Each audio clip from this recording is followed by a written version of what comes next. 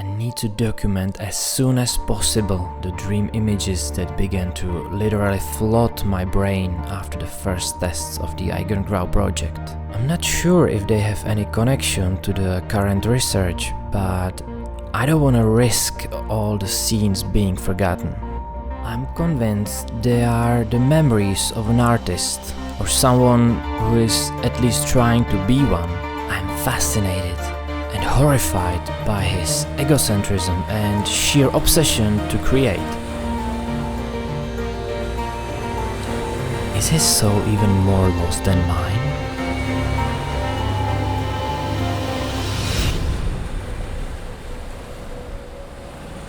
I remember very vividly the first time I read The Raven by Edgar Allan Poe.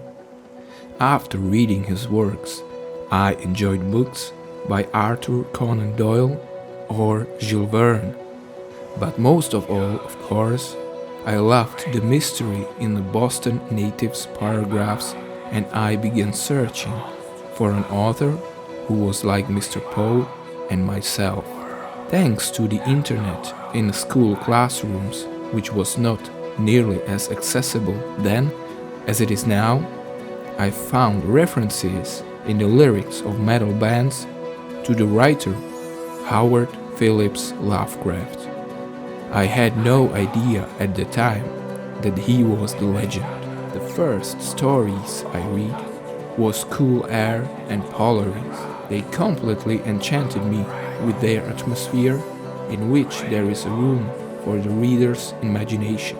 Of course, this author is known as a master of horror, but I admired the dreamy and sometimes almost scientific atmosphere far more, so I began to seek out more of his works. To this day, I still fondly remember traveling to school and university when I was literally devouring every line, projecting the stories in my head and imagining music that no one had composed yet. I felt a special connection and a great deal of inspiration. My first music compositions were published on Benzo and MySpace, at the time under the name Oakvyl, which was made-up name for a fictional town similar to H.P. Lovecraft's Arkham. Back then, my songs were without drums and vocals, just pure instrumental guitar compositions, and I hadn't even heard of a genre like post-rock. That changed when I discovered Sigur Rós, God is an Astronaut, Butterfly Explosion, and If These Trees Could Talk. It was last mentioned American band that charmed me with its natural atmosphere and showed me that music can be without vocals and still say a lot. Inspired by these artists, I started to compose more and learn how to program drums. I was fascinated by the connection between art and modern computer technology. Catatonia, especially in the beginning, had a huge influence on my sound and compositional style, specifically the album Brave Murder Day. Although it doesn't seem like it, the song One World Is Not Enough is actually a riff from the Sweden's legend Murder. I had the pleasure of meeting them a few times and getting the album signed. I'm still secretly hoping we will play on the same stage one day. At the time, part of the international music scene was centered on the various internet forums where composers exchanged their music. Of course, it was deep underground, but it was then that I fell in love with the dense and unreadable sound of these projects. We could say that Oakvyl was the first phase of the Postcards from Arkham project.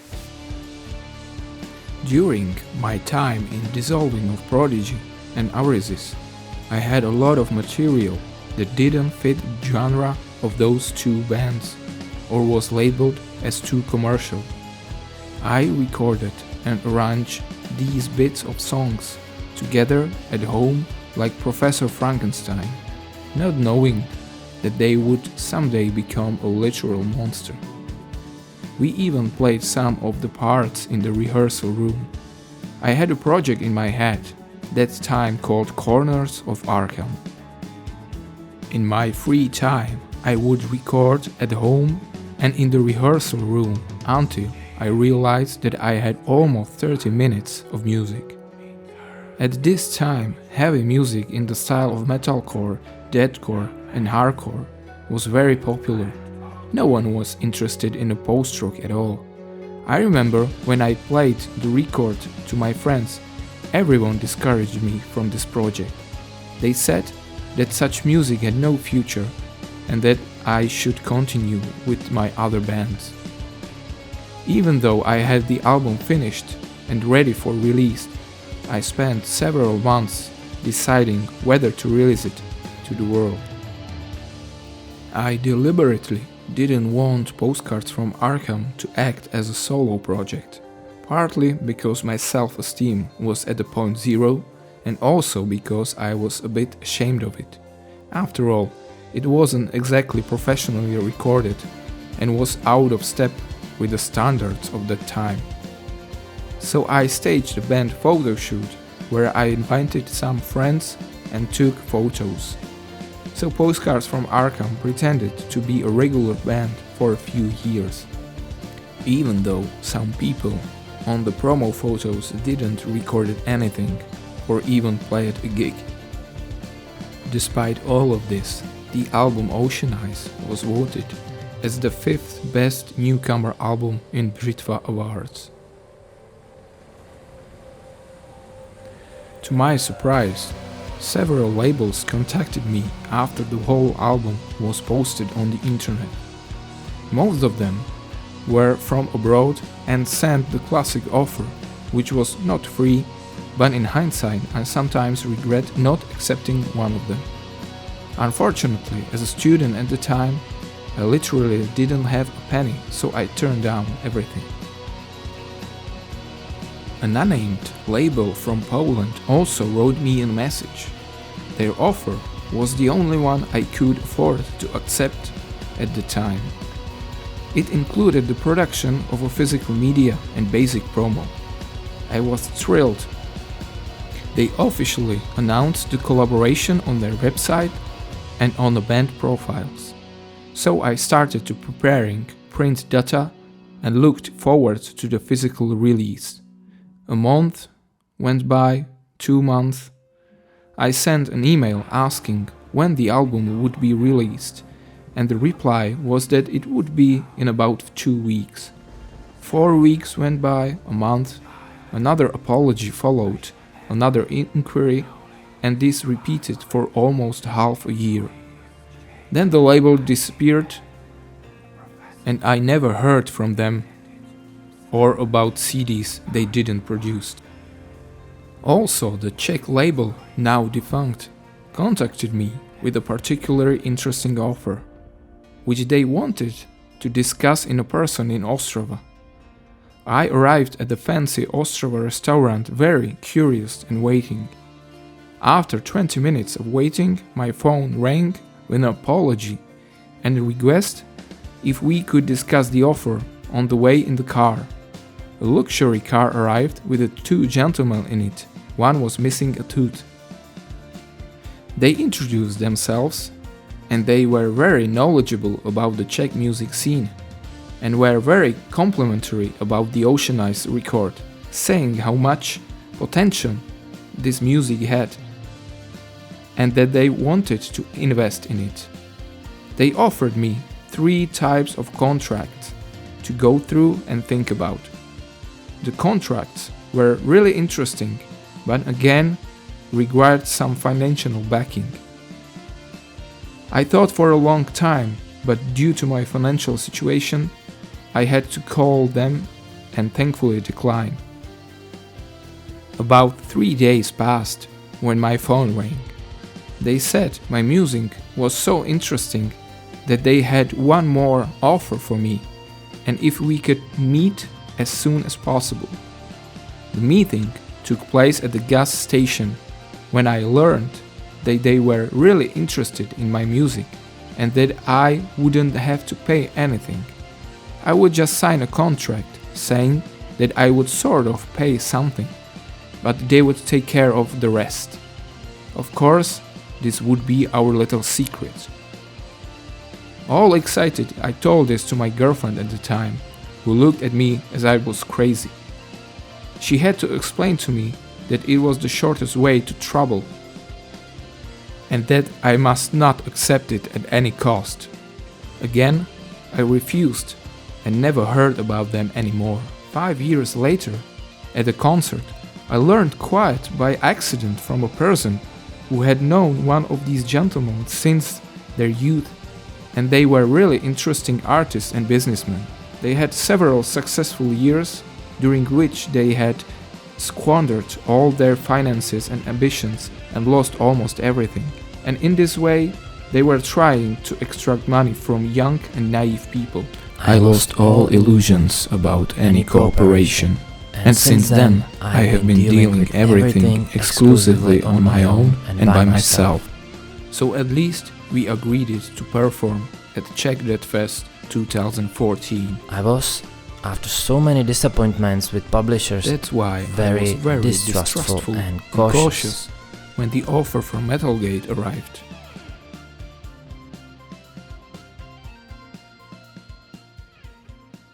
After the release of OCEANIZE, several offers for live performance came. All of them were from abroad, but since the band had only one member and there wasn't enough time to teach other people the live set, I had to refuse the offers. The first concert with 3 members was finally in Černav po Šumaví, together with Austrian Neon Stream and in a beautiful summer cinema. Of course, nothing went according to the plan. At the time I didn't know anything who would play samples from the computer at the concert. Even though I had graduated from an IT school and was interested in electronics, it took me a long time to come up with a suitable and affordable solution. Of course, a few minutes before the concert started, I plugged the USB cable into my laptop and nothing. There was only noise. After an endless 5 minutes, I managed to get everything working and could play. It was live for the first time.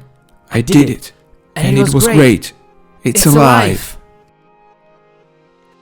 The atmosphere of the nature and the Lipno lake enchanted me so much that I go back almost every year. We had the opportunity to play unplugged show at the same place. For Postcards from Arkham, I always try to be as genre open as possible, combining heavy music with folk or electronica. So between albums OCEANIZE and Eons, I recorded a cover for my favorite drum and bass track by Iconical Pendulum. I also needed to practice my 3D graphic skills, so the final video is a technological demo. Once I had confirmed at Lipnofest that the tracks from OCEANIZE are playable live, I took the chance of placing Postcards from Arkham at the Carnival of Souls festival, which I organized with my then work colleague and editor of Pořad magazine, Angsur. We started the festival for fun and also to create a genre-spinning event focused on the dark arts. This festival became a kind of home event for Postcards from Arkham. The first short film to feature the music of Postcards from Arkham was the 2014 animated film The Noonwitch. The adaptation of Urban's poem featured the track from the album Aeons. It was released the following year. Again, I worked with 3D graphics and animation. The film won the award in Bratislava, and the song is still played as an outro during our concerts. Since then, we have been perfecting the connection between our music and film. During the recording of OCEANIZE, I learned a lot of new things about music production and recording, and I wanted to capitalize on those in the new single. You know, their something was a bit better than the previous work in terms of composition and technique, and also a stepping stone for the second Aeon's album. I also wanted to push my filmmaking and VFX skills a bit, so I started working on a music video, which again combined 3D graphics, but this time with rehearsal room footage shot by my then girlfriend's on her camera. I didn't know it at the time, but this was where my filmmaking career began, and it's been going on ever since. At this festival I played not only with Postcards from Arkham, but also with Oasis and one more band. So 3 shows in one day. Before the Postcards from Arkham show, I met with the Metalgate people. It was a very nice meeting, which resulted in a very good offer to release a second album. After previous experiences with labels, I thought about it for a long time and went to Prague several times to discuss the terms of the release. However, everything turned out well, and the release of second album was set for 2015. Here began the cooperation with Metalgate label, which lasted almost 6 happy years.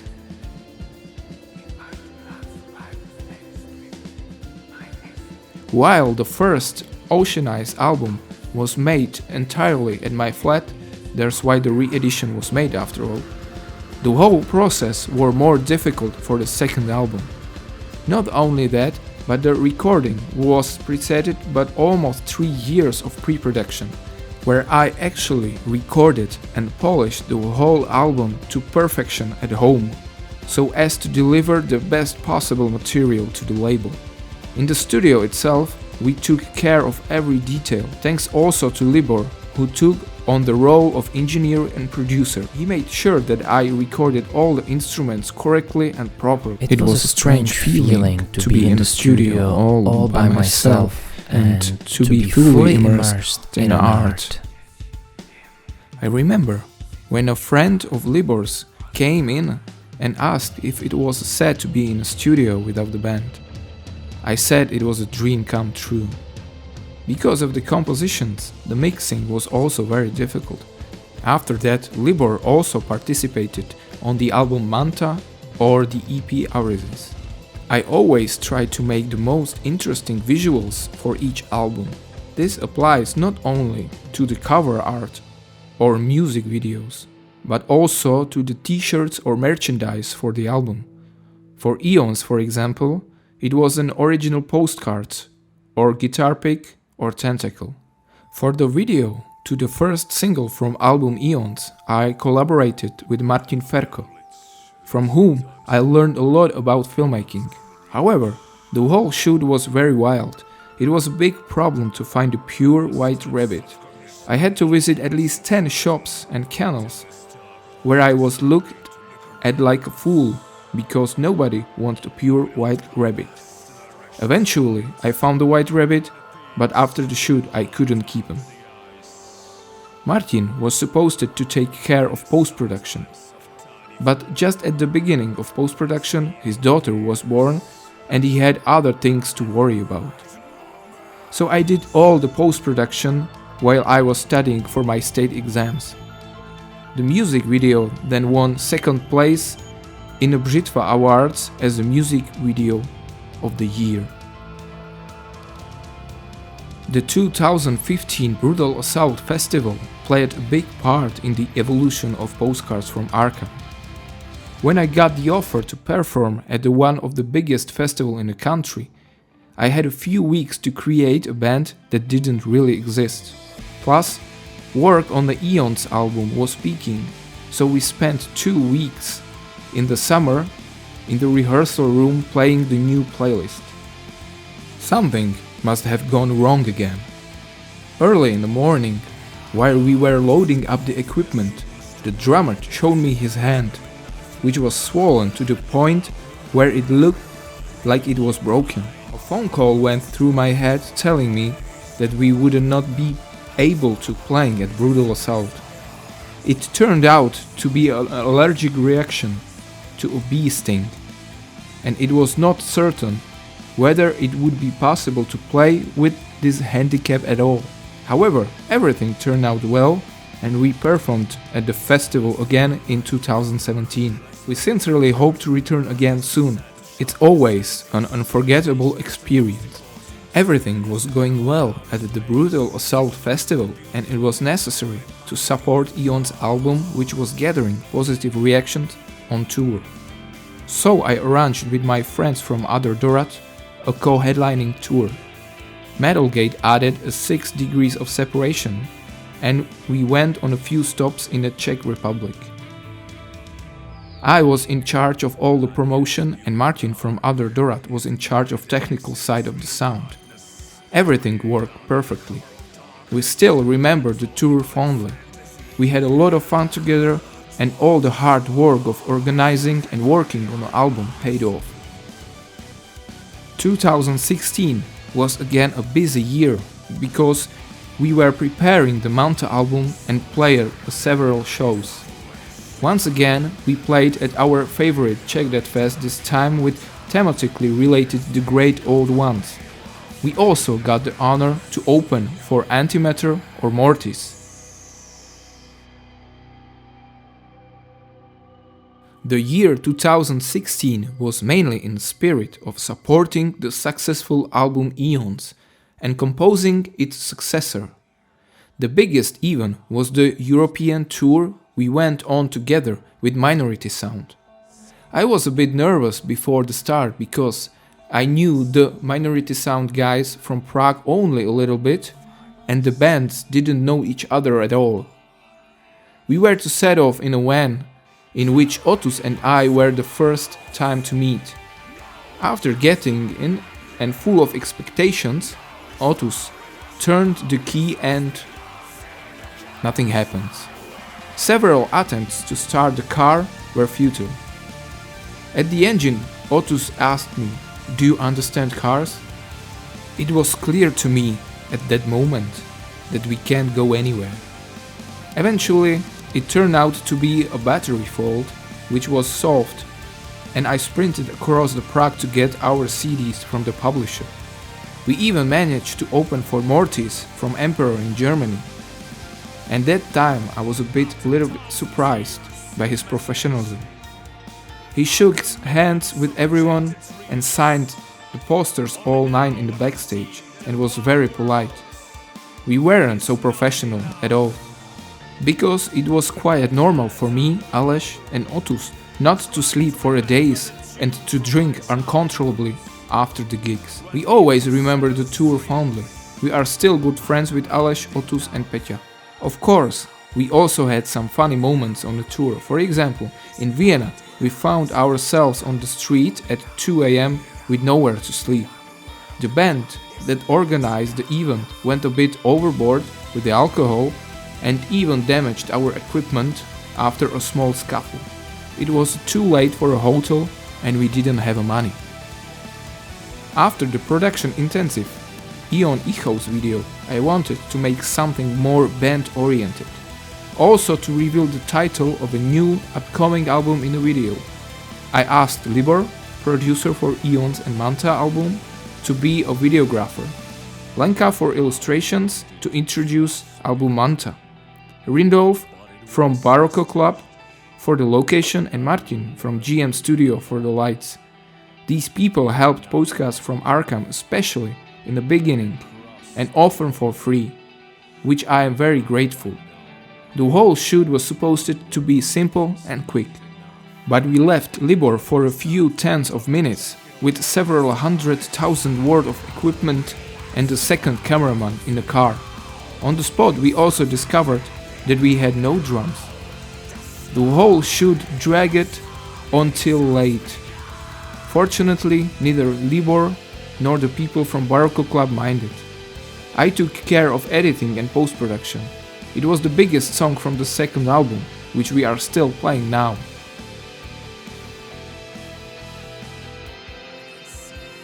The 2017 was probably the most challenging in the last 10 years. Because of the release of long-awaited album Manta at Brutal Assault Festival, acoustic Busking Tour, supporting Ginger, Obscure Sphinx, Tides from Nebula, and Manta over Poland Tour. I was really excited and full of energy about the success of the Aeons album. Almost immediately after its release I started to compose its successor, which was supposed to be a bit more progressive and diverse. For the first time ever, it was foreseen that the songs would be played live, and for that reason I wanted to record live drums and strings for the first time. With every record, we wanted to push the production higher. Manta even has live and professional strings instruments, which was a dream come true for me. But I didn't realize that professional musicians would need a professional music papers. That is, sheet music for everything that I wanted to play. So I spent many evenings writing down sheet music for musicians. Again, much of the recording took place in Metalgate studio, but the first time ever I experienced the feeling of wanting to leave the studio. The previous recording and pre-production had given me a quite hard time, plus I had a school and work to deal with. When I arrived in Vsetín, I found out that Libor was also very busy, so we usually worked half a day and only in the evening or early morning. It didn't suit either of us very well, and the mood was at the freezing point.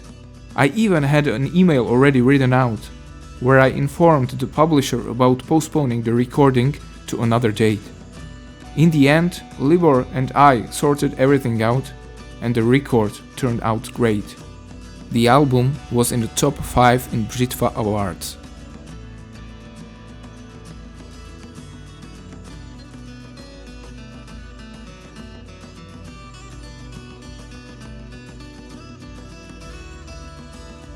Again, I wanted to push my filmmaking and directing skills a level higher. So I developed the project and documentation for the single The Cult of Dream and approached Jeden Kmen, who created an impressive multi-genre project. The shoot lasted from early morning out until evening, and the next day we shot the band part, when we again faced the problems regarding to the drums.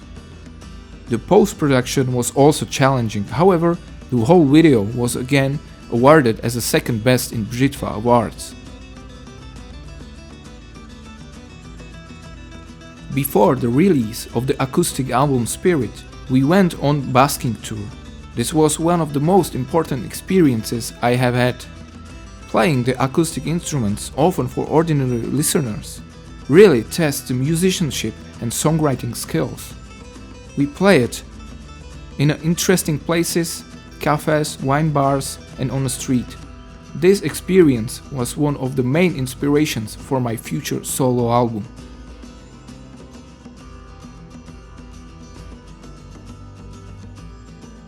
We decided to schedule the release of Manta album on the same day we played at Brutal Assault Festival. There was even an official meet and greet where many people came out, and then interviews followed in the press center. I went there straight from the signing session, and a bit fortified by the alcohol we drank with the fans during the signing.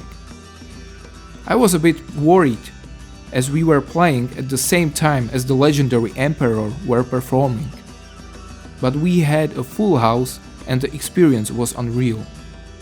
The new songs were great and poured a lot of energy into my veins.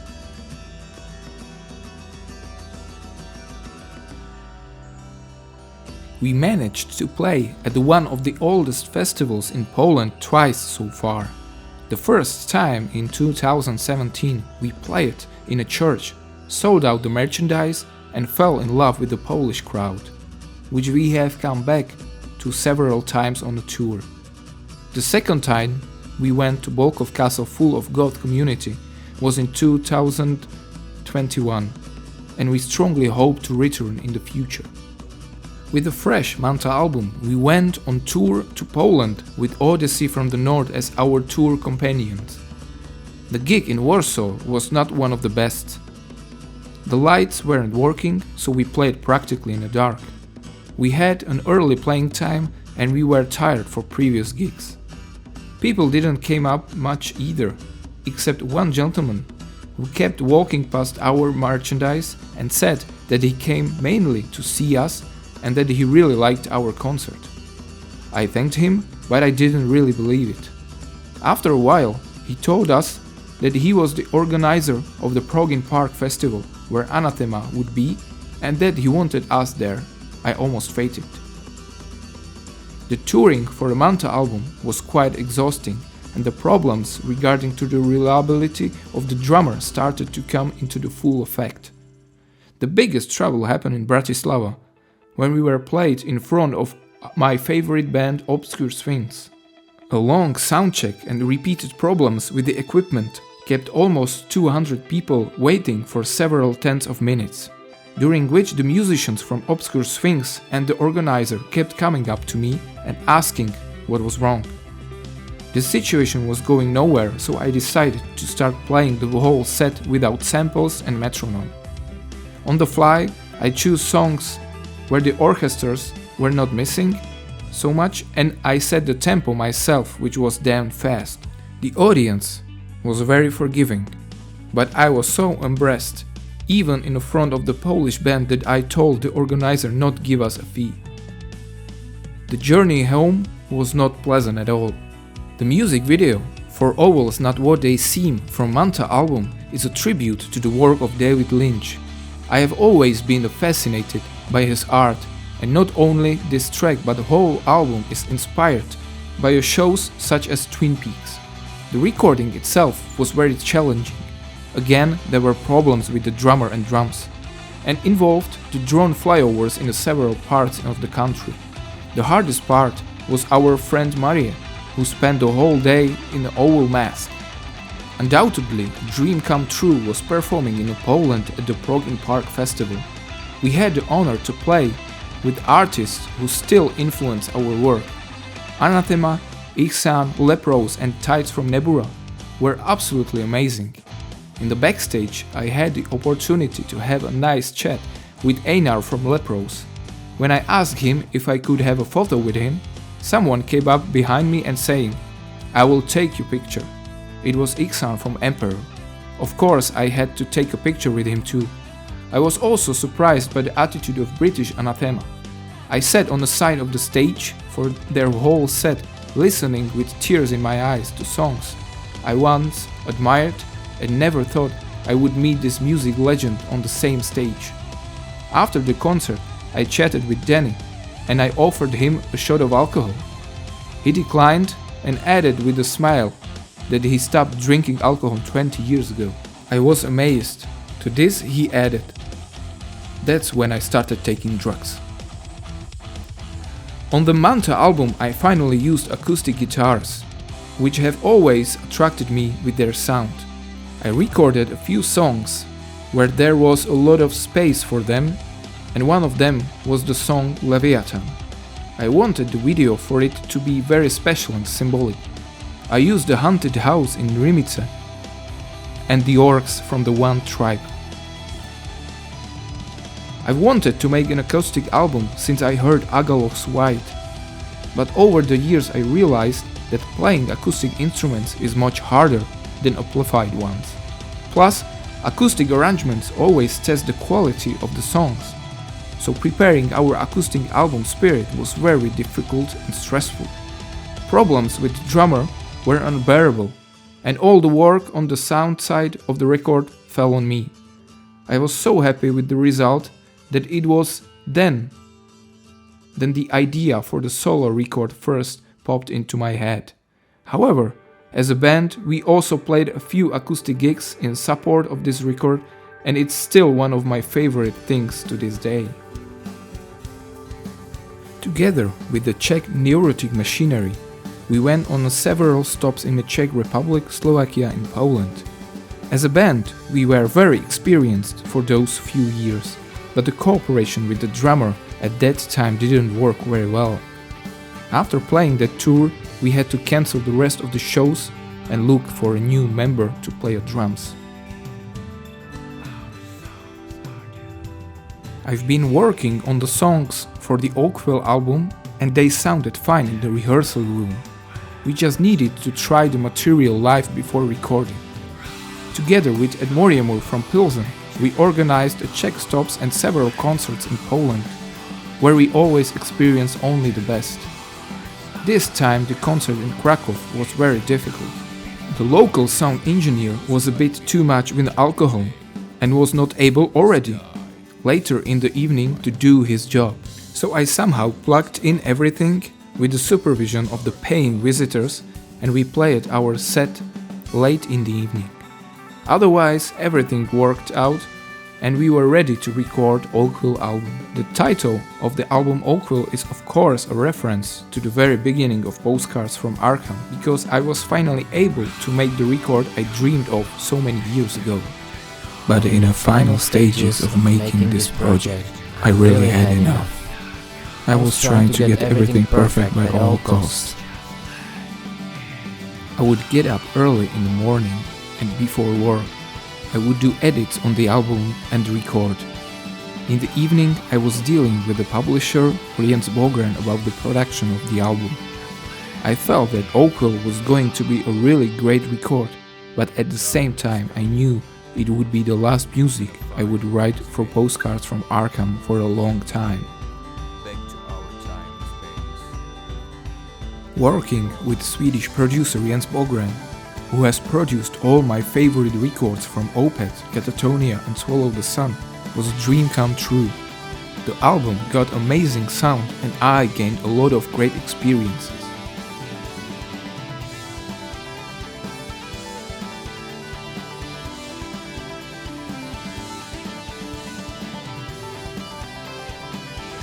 The album gained positive reactions upon its release and was awarded as the second best in the rock and crossover category in the Břitva Awards. However, there was still work to be done on tour promotion, music videos and other essentials, so a lot of work was still ahead of me. For the first and last time I tried to make Postcards from Arkham a normal band where everyone has a function and everything doesn't stand and fall on me. At first it looked promising, but after a short time, when the musicians realized that the band was not just about playing and enjoying themselves at gigs, the morale started to drop. I was so disappointed that I decided definitely to manage this project as my own author's work. Making the Oakvyl record was so challenging that I decided to make the lyrics and music video for Erich Zann Syndrome a bit personal. I felt more and more the pressure around Postcards from Arkham as the expectations grew. I was also getting tired because for the last 10 years I have been writing one album and several music videos every year. Plus, I was becoming more and more noticeably distant from the metal community, where it was all about being the biggest badass, warrior, army and I don't know what else. Playing as fast and hard as possible, but without soul, originality and personality, not to mention bringing the politics into the music. My inspiration was, of course, the short story The Music of Erich Zann by H.P. Lovecraft. In the video clip, I cut my hair and tried to portray my exhaustion and disappointment. It was filmed in the attic at the Kino from Baba Yaga, and the video was again awarded second best in the Břitva Awards.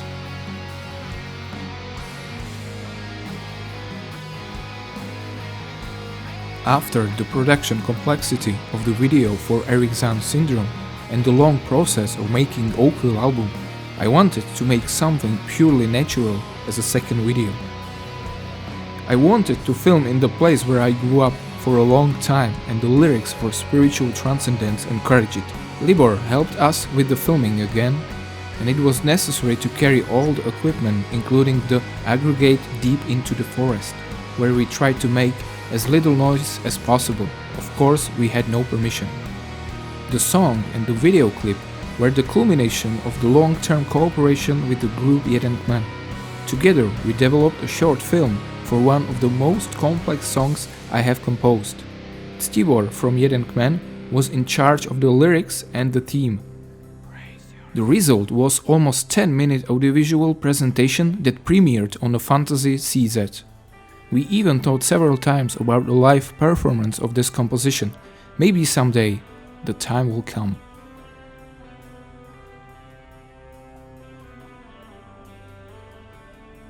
For the first time in the history of the Postcards from Arkham project, we practiced in the rehearsal room before the release of the album, and even played some of the songs before the release.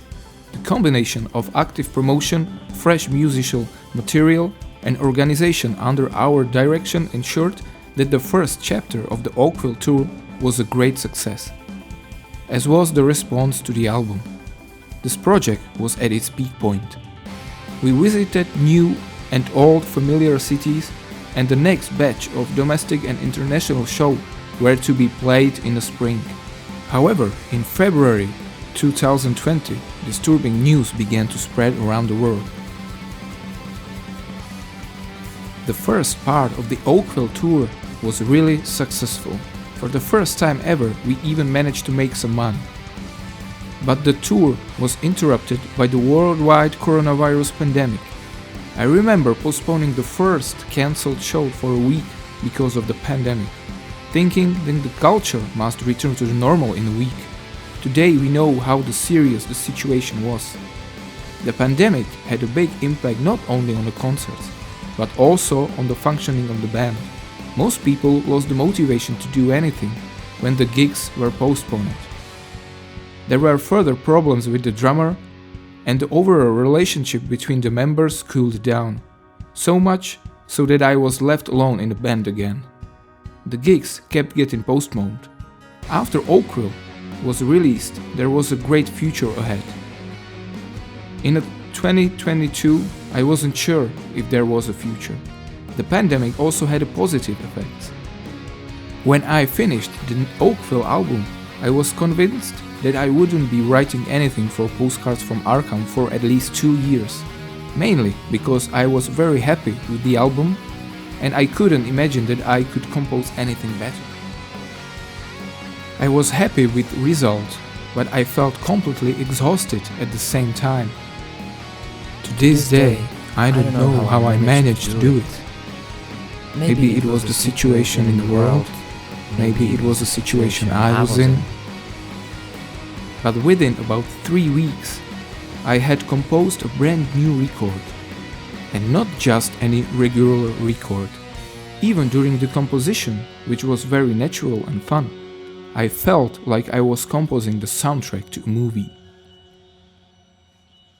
The idea of a film has been dormant somewhere in my mind since the beginning of my work.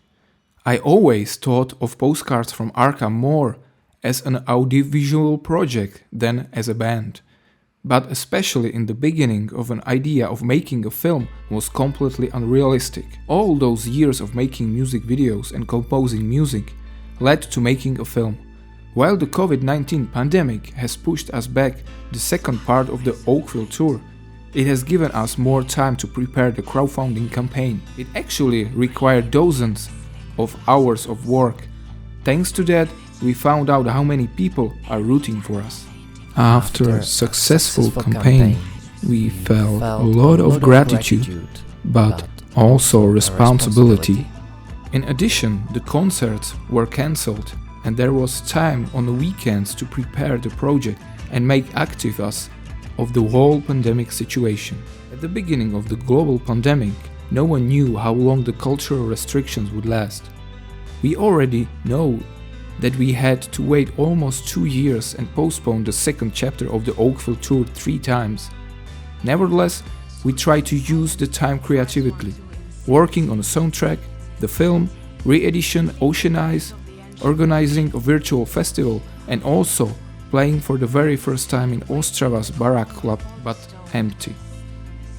The song Mutual Distortion itself deals with the human relationships in connection with the modern technology in a somewhat atypical way. The whole shoot took place in front of a green screen background and all the post-production was done over several months.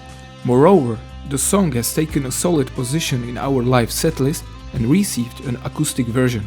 The premiere of the music video took place in a cooperation with the biggest Czech fantasy magazine Pevnost.cz. We had to postpone the concerts on the second part of the Oakvyl tour 3 times. We also had to find a new drummer and bass player again, which took a lot of strength and motivation. However, we took our friends from Arch of Hell in Brno, and we actually played a few gigs. It was far from ideal and not smooth, but I was happy to able to stand on stage again and play songs from the Oakvyl album, which deserves a lot of more gigs. Unfortunately, already during the tour the restrictions were coming again due to coronavirus, which made it very difficult to organize concerts, and the last 2 shows that were planned didn't even take place. My motivation and power to pull the band was at 0 point due to the cultural restriction and the attitude in the band.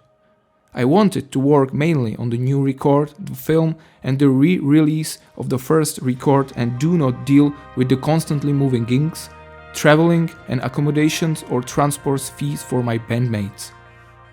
I knew very well that I didn't want to experience the stress of recording the Oakvyl album again. New music from Postcards from Arkham was not yet expected, so I could record and produce in peace. Plus, with my previous experiences, I could record anywhere. I recorded some of the music in a cabin in the Busking mountains, where there was no shortage of inspiration.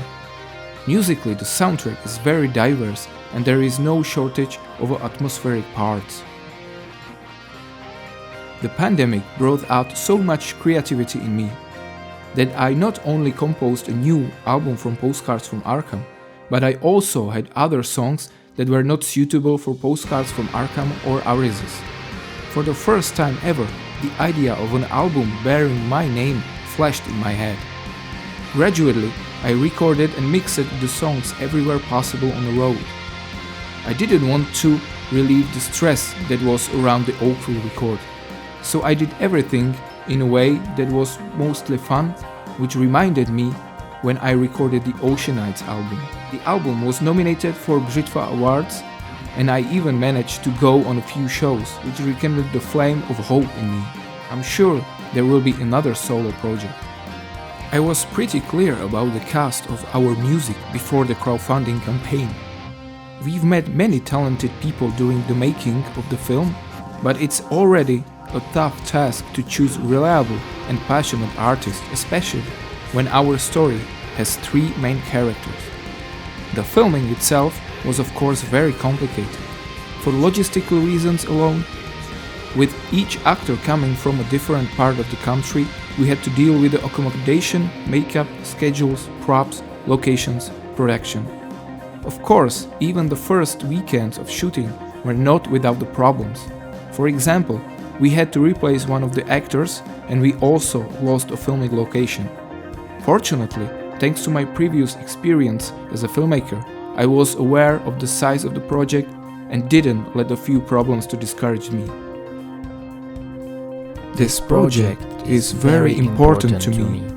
Not only the quality, but also the experience is a top priority. In the midst of the ongoing global pandemic, we decided to organize the virtual festival. Although we had many years of experiences in organizing the events, this was something completely new. With 2 people, we were in charge of everything from technical organization to promotion. After the live broadcast led in the evening, our work of several months was successfully over, and we could enjoy the atmosphere and the joy of playing live, at least for a while. It was worth it. The year 2022 was approaching, and I felt like I was back at the beginning again. Postcards from Arkham was a solo project that no one believed in but myself. No gigs inside and my future was very unclear. I figured out that was true in a way because it's exactly 10 years since the release of OCEANIZE. I also figured that I finally have a chance to use all the experiences of all these years and record an album again and better. I'll always regretted that we couldn't play some songs live for technical reasons. The re-release of the OCEANIZE after 10 years was actually very similar to what it was 10 years ago, but still different. I recorded the music in my home studio and also created the cover and all the promotional materials, all without official announcement because I didn't know if the songs would stand up after so many years. I was pleasantly surprised. This time all the work had a purpose. It was to use all the experiences gathered in 10 years and to pick up all the bugs so that we could promote the whole album live. This meant live drums, better sound, and of course a quality release on multiple platforms. The album has finally, after 10 years, has been released on CD, cassettes and digital platforms. Unlike the original release of OCEANIZE, the re-release has a live drums. I met Honza from Dustborn x Desire for Sorrow during the European tour of Desire for Sorrow where I played a guitar. We have fond memories of the whole tour and had stayed in touch afterwards. With Desire for Sorrow I played a live cover of Hypocrisy. I made 2 music videos for Dustborn, but the musical collaboration happened only here.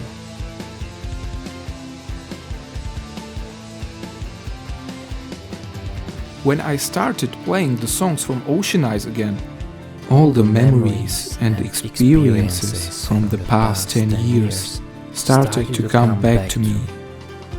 And I must admit that they were very pleasant memories that filled me with hope and strength because all the dark days were overcome and used as a shield for the things to come. That is why I had the idea to make a documentary in which I will write down all the experiences while they are still vivid in my memory and before it's too late.